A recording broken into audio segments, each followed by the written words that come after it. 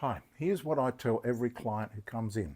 They bring me a knife and it's blunt. So technically what's happening is it's rounded off on the top, right? So I give it a new sharpen by bringing those bevels back in together and they get a nice sharp apex.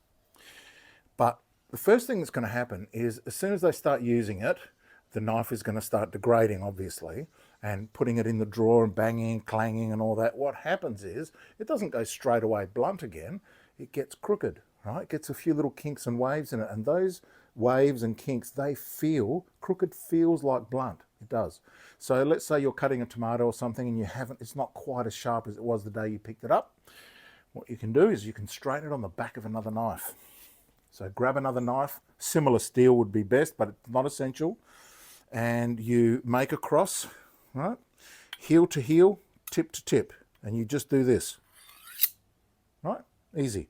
Flick your wrist, do the back again. Takes a bit of practice, but you'll get it, right? And all you need is 4 or 5 of these.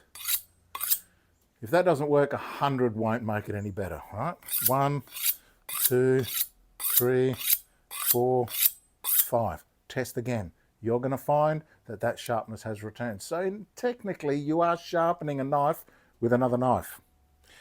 Do you need a steel? Well, if you've got one, you could use it, but I prefer not to have my edge ruined on a coarse steel. It's going to take away that beautiful edge that I've spent honing and getting it super sharp for you. But if the technique of using a knife to sharpen a knife, if that doesn't work, then you can try getting your own edge by, again, doing the same technique but on a steel, right?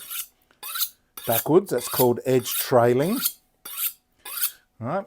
And then try 4 or 5 of those. If that's no good, then you may as well resort to edge leading, which is using this technique that you see in the movies and in the butchers, right?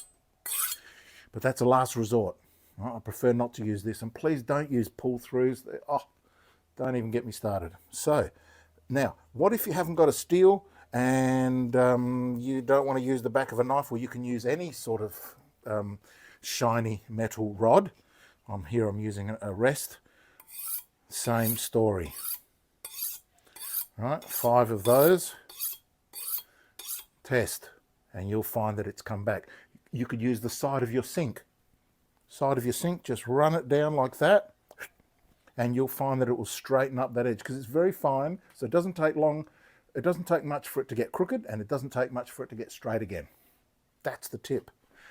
So I hope that's helped. Let me know how you go.